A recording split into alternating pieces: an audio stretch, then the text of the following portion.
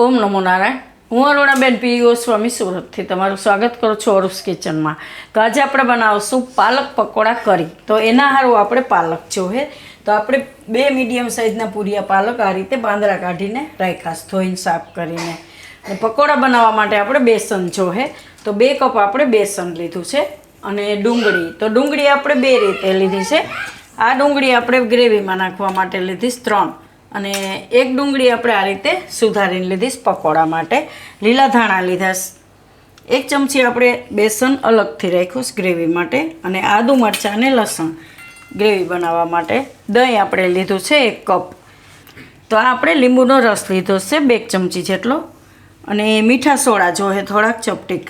અને આ આપણે લીધો કિચન કિંગ મસાલો. અને 2 આપણે મરચાં આ રીતે પકોડા માટે લીધા. રેગ્યુલર મસાલા જોહે આપણે લાલ મરચું, હળદર, જીરું એ બધું, મીઠું જોહે.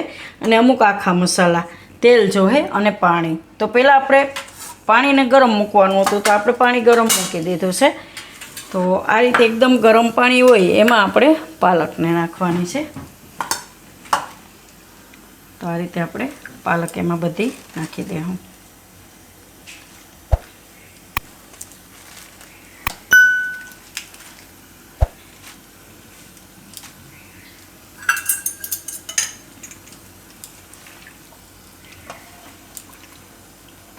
તો થોડીક વાર આને આપણે ઉકાળી લેવું બધી પાલક એમાં નાખીને.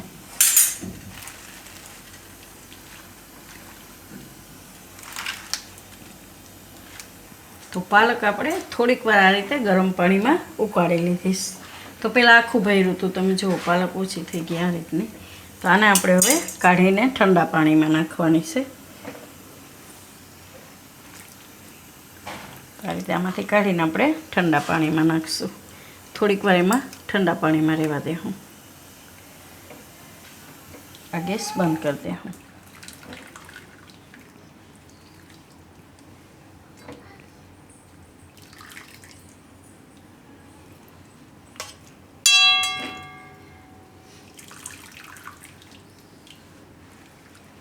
એટલે આનો કલર એકદમ લીલો જ રહે. તો બધી આપણે કાઢી લેવું. પાલક આપણે કાઢી લીધી છે. તો થોડીક વાર એને સાઈડમાં રહેવા દેવું આપણે આ રીતે. અને પકોડા માટેની તૈયારી કરશું. તો પહેલાં આપણે તેલ ગરમ મૂકી દેવું. તો આપણે ખીરું બનાવી ત્યાં તેલ ગરમ થઈ જાય. તો અહીંયા આપણે તેલ ગરમ મૂકી દેવું. હવે આમાં આપણે બધા મસાલા નાખી દેવું. તો મરચાં નાખી દેવું. તો તીખાસ પ્રમાણે તમે મરચાં નાખી શકો. તો આપણે 2 થી 3 મરચાં જેવા નાખવાના એમ. અને આ ડુંગળી ઝીણી સુધારેલી. થોડાક લીલા ધાણા નાખી દેવું. અને મીઠું સ્વાદ પ્રમાણે.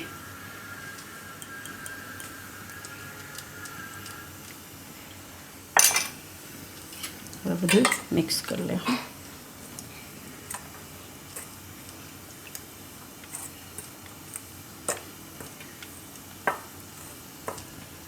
આ લોટ આપણે ગ્રેવી માટેનો છે, સાઈડમાં રાખી દે. હવે આમાં થોડું થોડું પાણી નાખીને આપણે ખીરું તૈયાર કરી લઈએ. હું તો આ વાટકી એક ભરી લઉં. જરૂર પ્રમાણમાં પાણી નાખીશું આપણે.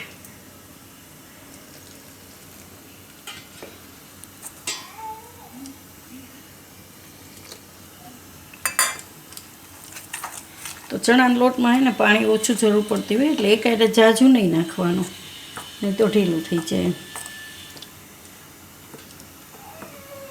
થોડું થોડું નાખીને મિક્સ કરતું જવાનું. અને લોટ આપણે ચારી નથી લીધો, એટલે હંમેશા ચણાનો લોટ ચારી નથી લેવાનો, એમાં ગાંઠા બહુ પડી જાય ન કરે એમ.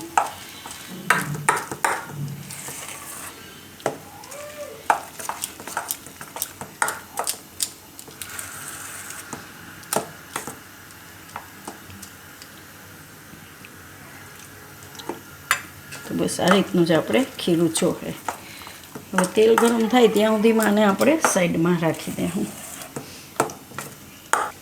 તો તેલ આપણું ગરમ થાય ત્યાં આપણે બીજી ગ્રેવીની તૈયારી કરી લઈ.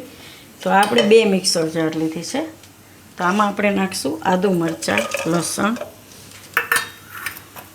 અને ડુંગળી.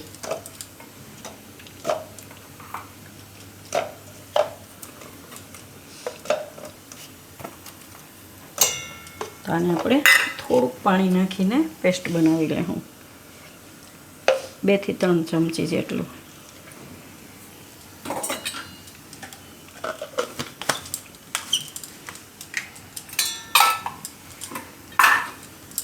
અને બીજી મિક્સરની જાર છે એમાં આપણે પાલક લઈ લઈશું.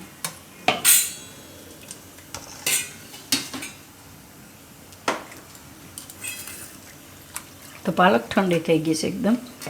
ઠંડા પાણીમાં નાખી હોય એટલે તરત જ ઠંડી થઈ જાય. તો આમાં આપણે પાલક લઈ લઈશું.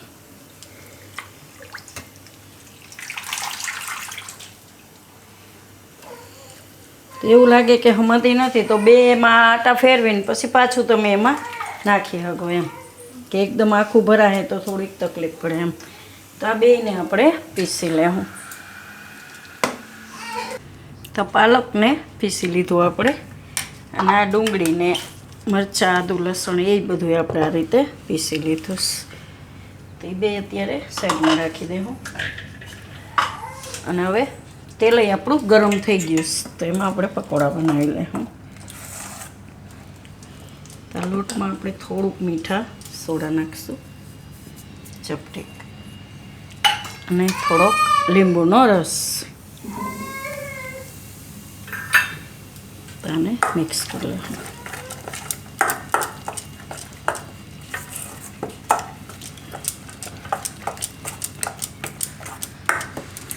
આ રીતના તેલ એકવાર આપણે થોડુંક નાખીને ચેક કરી લઈશું. તો તેલ ગરમ થઈ ગયું. તેમાં આપણે આ રીતે હાથથી લઈ અને પકોડા બનાવી લઈશું, મીડિયમ સાઈઝના.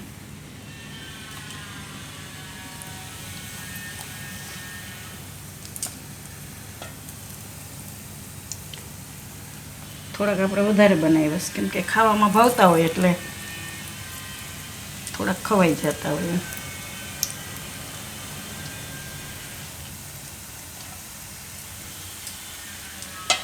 તો એકવારમાં જેટલા આવે એટલા એક ઘાણમાં કરી લેવાનું, 2 ઘાણમાં થાય એટલામાં આપણે.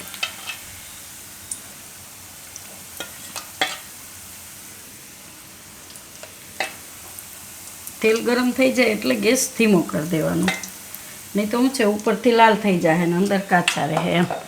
એટલે પહેલાં આપણે નાખીએ ત્યારે એકદમ ગેસ ફૂલ જોઈ, પછી ધીમા ગેસે એને પકાવી લેવાના એમ. અને પકાવી લેવું આપણે થોડીક વાર. તો આને આપણે આ રીતે પકાવી લીધે થોડો કલર ચેન્જ થઈ જાય એવા ધીમા ગેસે આને આપણે કાઢી લેવું.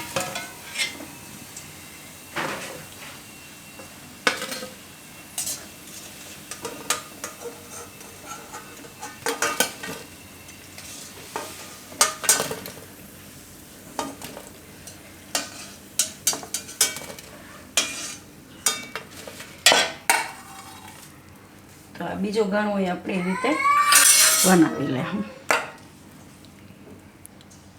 અને બીજું નાખવા ટાઈમે જો તેલનું ટેમ્પરેચર ડાઉન થઈ ગયું હોય તો થોડોક ગેસ વધારી દેવાનો.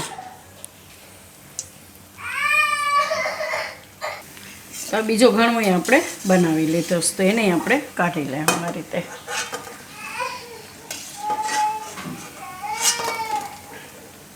તો પકોડા આપણે તૈયાર થઈ ગયા છે. તો હવે આપણે વઘાર કરી લેવું. તો તેલ આપણે ગરમ મૂકી દીધું છે 1 ચમચા જેટલું. તો એમાં આપણે પહેલાં નાખીશું થોડુંક જીરું, ને થોડાક આખા મસાલા નાખીશું. તો લાલ મરચાં નાખીશું, થોડાક તેજ પત્તા નાખીશું, અને એકાદું ચકરી ફૂલ, આ એની સુગંધ સરસ આવે છે. અને થોડીક આપણે એમાં હિંગ નાખીશું. હવે આપણે એમ નાખી દઈશું આ જે ડુંગળીને આપણે પીસીને રાખ્યું હતું એ, આદુ મરચાં લસણ ડુંગળી બધું.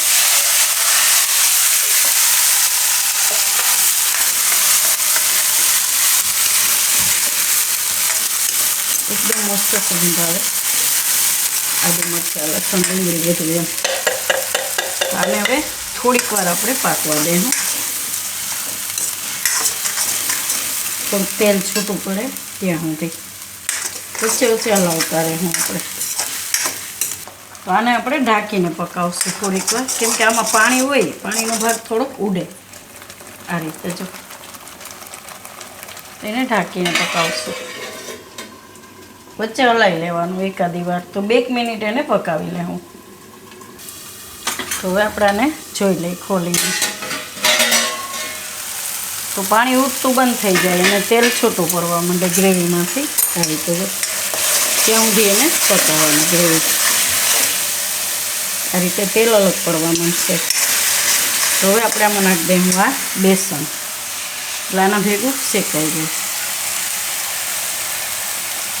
તો થોડુંક બેસન નાખીએ એટલે આ એનો રસો હોય એકદમ ઘાટું થાય, પાણી અલગ નહીં પડે એમ. તો થોડીક વાર બેસનને આમાં શેકી લેવાનું, એટલે કાચો ટેસ્ટ ન આવે એના ભેગું. ખાલી આ રીતે થોડીક વાર ફેરવી લઈએ એટલે આ ગરમા ગરમ જ હોય એટલે બેસન આમાં શેકાઈ જાય. આ રીતે હવે આમાં બીજા મસાલા આપણે નાખી દેવું. તો થોડીક હળદર નાખીશું અને ધાણા જીરું, થોડુંક લાલ મરચું અને મીઠું.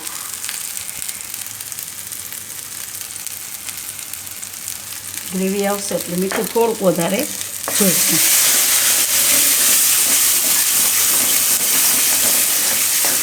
હવે આપણે આમાં નાખી દેવું પાલક, જે આપણે પીસીને રાખીશ.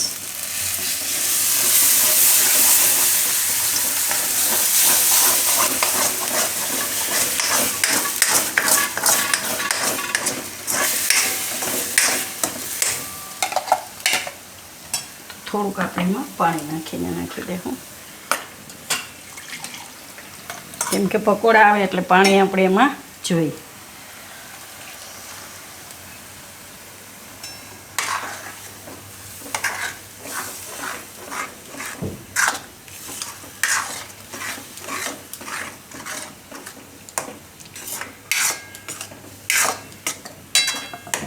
પછી થોડુંક પાણી નાખીશું.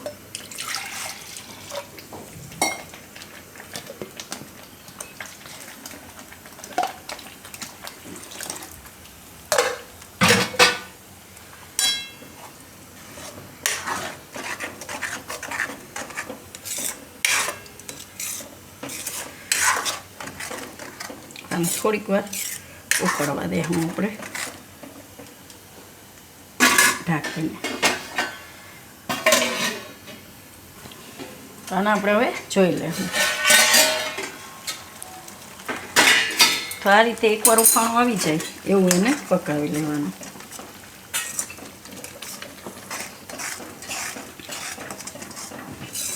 આ રીતનું. તો હવે આમાં આપણે નાખી દેવાનું દહીં.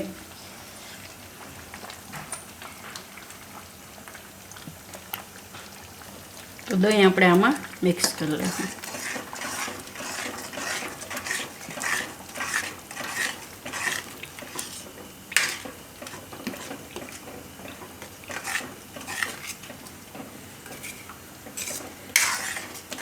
હવે આમાં મસાલો કિચન કિંગ આપણે નાખી દઈશું.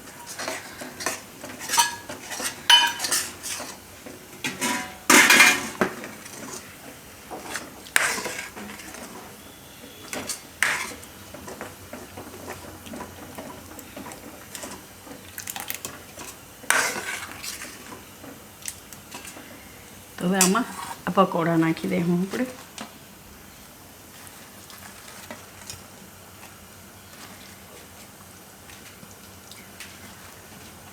તો આને મિક્સ કરી લઈશું આપણે.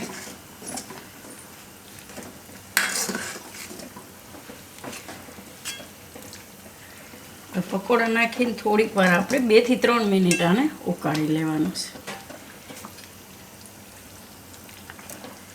દહીં ને પાલક એકદમ મસ્ત ટેસ્ટ આવશે. થોડાક ધાણા નાખી દઉં.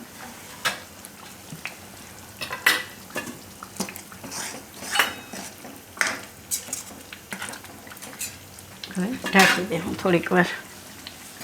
તમને એમ લાગે કે આ ગ્રેવી હજી ઘાટી છે તો હજી તમે એમાં પાણી નાખી શકો એમ. જેવું તમારે ઘાટી પાતળી ગ્રેવી રાખવી એ પ્રમાણે પાણી એડજસ્ટ કરી લેવાનું. તો આને આપણે થોડીક વાર ઉકાળી લીધું.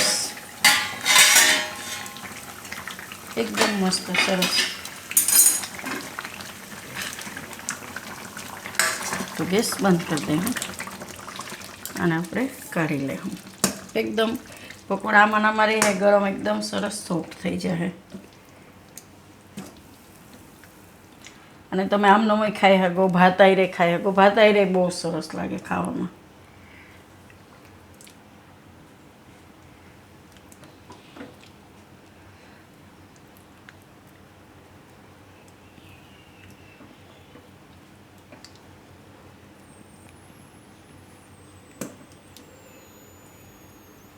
પાલક પનીર ભૂલી જાય એવું શાક સરસ બનશે.